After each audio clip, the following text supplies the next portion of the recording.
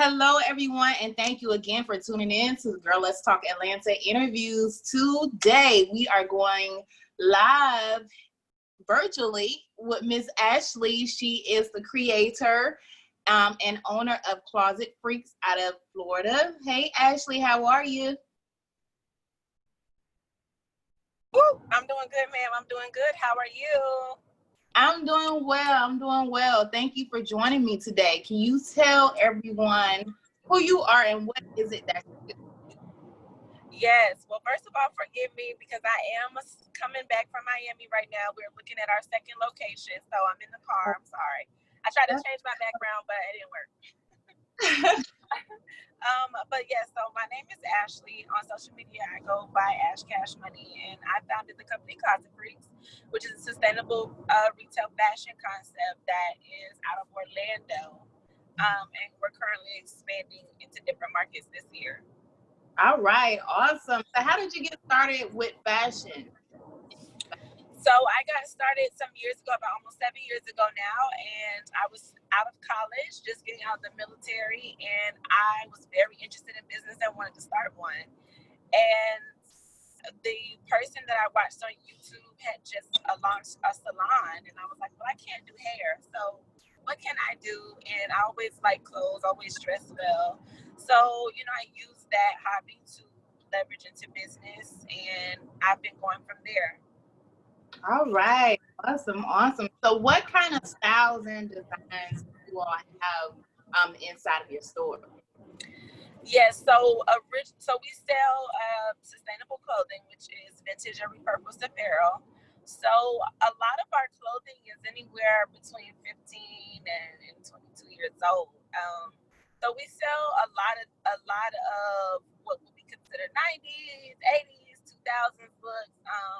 We have some 70s styles that we also like to bring back. We really don't try to be too nostalgic outside of that, but a lot of our fashion is what we consider vintage modern, which is a term we kind of coined for.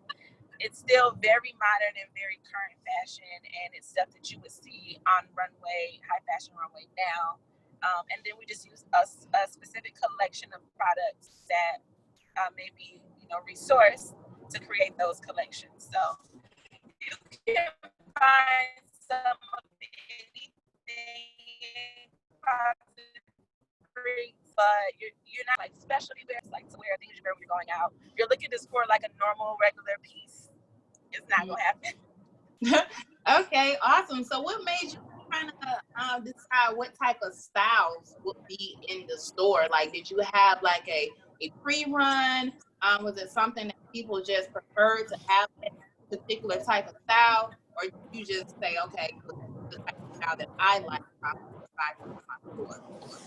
Yes, a little bit of both. So when I first started, I was personal shopping for people, and it turned into from there to just selling my own closet at the time, my own collections of stuff.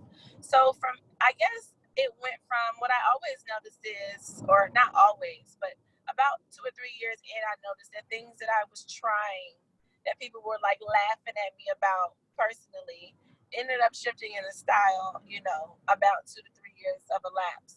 So what I started doing was pre-trying collections of myself and then kind of waiting on the market. Because if you get frustrated and say, I want to put this out so I can say that this is a style, well, what you notice is, we were selling something, for instance, like motorcycle pants, like in 2013.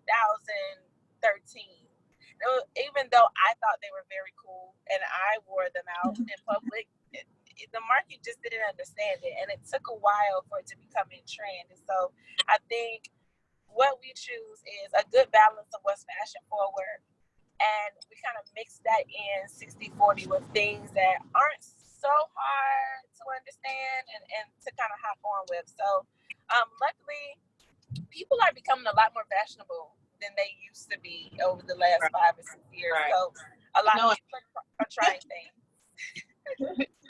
Yeah, a lot of people are trying things, and so it makes it easier for us, where we used to have to create a whole lookbook around a product just to kind of get people to understand it. Now it's kind of like someone comes in and they're down with it and they're willing to try it, and so that's really cool. So we get to try a lot of different crazy things. Okay, awesome. So do you guys have like an online store as well, or you have like a website that like they use for like online like inventory and things like that, or just like a informative have for front? Yeah. Well, in addition to our brick and mortar, we do have a live version of our brick and mortar. Okay. So that live version is what we consider our e-commerce store, but e-commerce is just so boring, and we don't like to dumb down or dull down how fun the store is. So we stream the store live 24 hours a day. Wow. And when you're shopping online mobily, you can look right into the store. You can text right to the stylist in the store. You can ask them to show you things right there on the camera. So it's pretty cool. Yes. That's a great concept. Like, how did you come up with that concept? Because I know, like, I guess when you think about it, you know, with technology and everything, like, people really want to see, like, everything. No, absolutely. Absolutely. I came up with this a while ago. Well, one, kind of going back to what we talked about earlier before we were able to get on. Part of the reason I love brick and mortar is because we get to play with so many different types of ways to change the experience. So in addition to that we're the only ones that do that, we also have silent shopping where the customers get headphones when they come in, and there's 3 different channels. It's old school music, new school music, and usually like a show like Martin or something old school. And so you shop with headphones, so we don't really bother people. We pause them for right now because right now it's COVID and it's not safe, but in the next couple months, when things become a bit more safe, we'll have our silent shopping back. And silent and live shopping, live e-commerce shopping is coins that we, phrases we've coined just because we want to continue to develop the retail experience altogether. And I think that, brick and mortar, people wanted to say 2-3 years ago that brick and mortar was going out of style, but at the end of the day, brick and mortar just got old. The concept of a mall got old. The way that people were selling got old, and it hadn't changed in 25 years. And so I feel like if people can get a different experience, they'll go for it. And we've been very successful with that. So online shopping, especially with vintage, can get very tedious because the products are not all new. And you don't know the size. The sizes are all different because they were sizes from 20 years ago. So definitely having like a live version of that store. We literally sell stuff right as soon as people are putting it out, or they'll go live from the store showing things on Instagram. And so it allows us to like be with everybody, even when they're not in the store. So it's really cool. All right. I love it. That is so dope. Yes, you gotta tap in, come shop with us live. You know, you get on this website. Yes. That's so amazing. See, like young entrepreneurs, I think just have so much creativity. And that's why I guess we're able to evolve in the market because we have so many opportunities,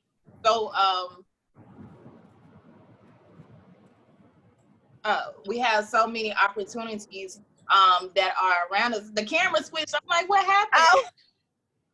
So many opportunities versus like, older people who have brick and mortars, they are not open to change. They're not open to a lot of things. So, that's good that you have implemented different strategies to kind of attract new people and new audiences to your business. So I want to ask you, how important is female entrepreneurship for you? Well, I think either, sex can be great at entrepreneurship. I do think it requires a balance and more about knowing what type of person you are and what your skills are. And then if you don't have kind of that kind of a balance within yourself, then work with a partner who can help you. We do have a stronger female staff, like a lead staff, our management, our HR, everybody that really runs anything specific is women. But my board is me and other males. So, it's a great balance of making sure that we're catering fully to the market because we sell for both men and males and females.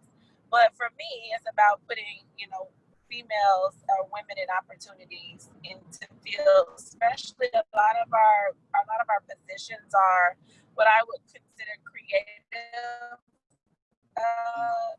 industry spaces, like a stylist, and where you can't get a lot of market experience for being a stylist or something in that field, photographers and such. So not in Orlando anyway. Orlando's not Atlanta.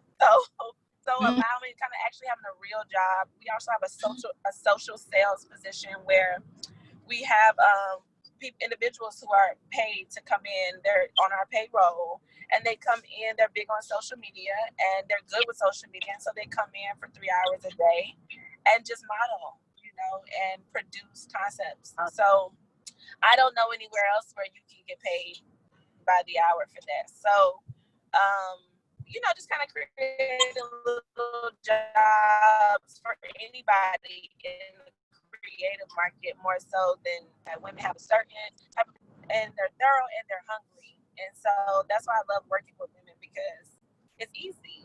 It's easy to explain your vision. Yes. Now you talk about expansion. You guys are looking for a location in Miami.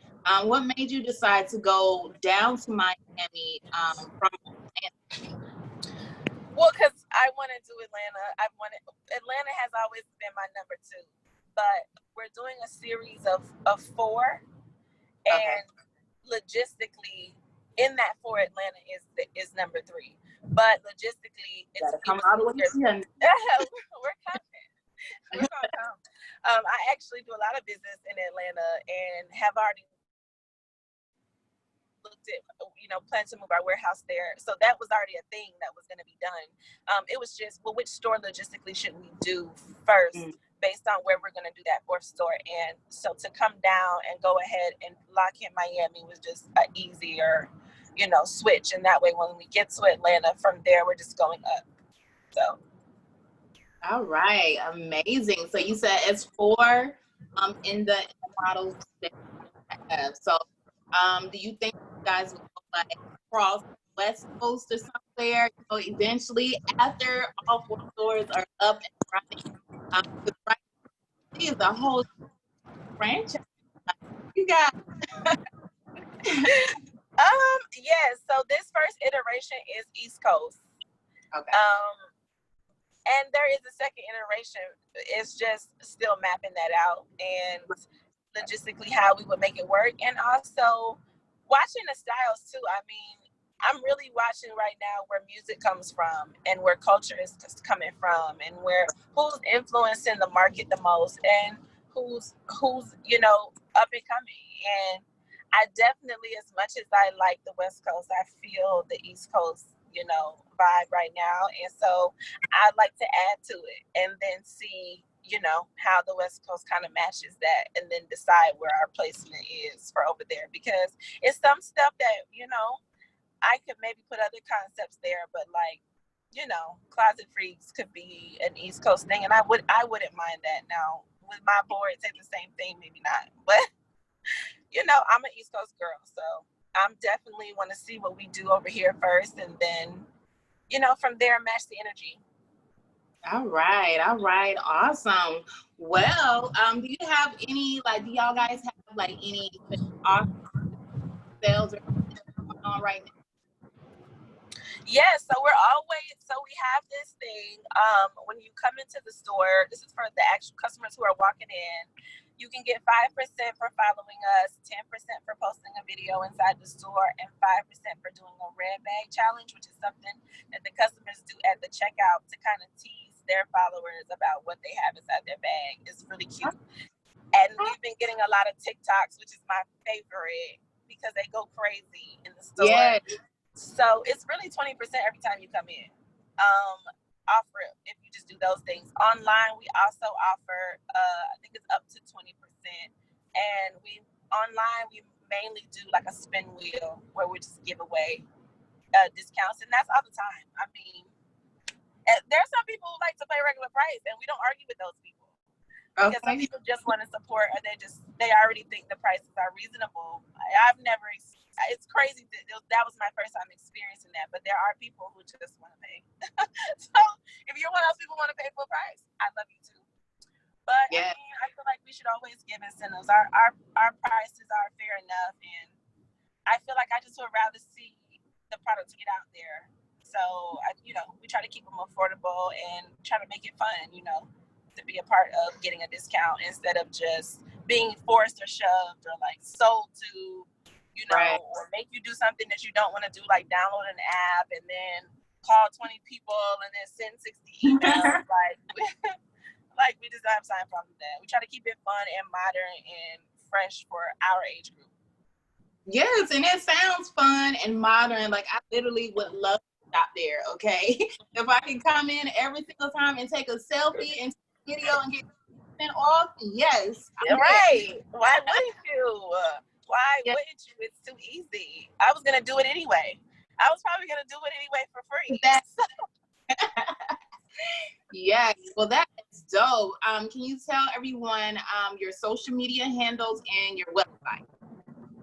Absolutely. So Closet Freaks is CLOSET, like closet, and it's FREEKZ. 2 E's and a Z. You can find us as a big yellow C.